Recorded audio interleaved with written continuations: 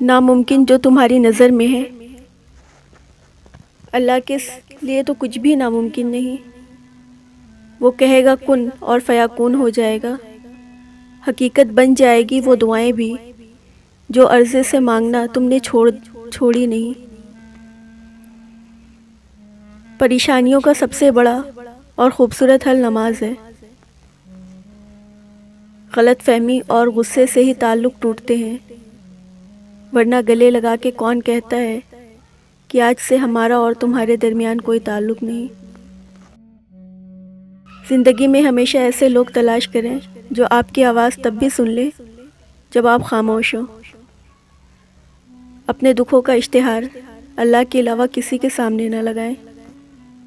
اے اللہ، سخاوت والا رزق، عاجزی والی عبادت، بندگی والی زندگی اور ایمان والی موت نصیب فرما، آمین۔ رشتوں کو کچھ اس طرح بچا لیا کرو، کبھی مان لیا کرو اور کبھی منا لیا کرو۔ صبر کی ایک بات بہت اچھی ہے، جب آ جاتا ہے تو کسی چیز کی طلب نہیں رہتی۔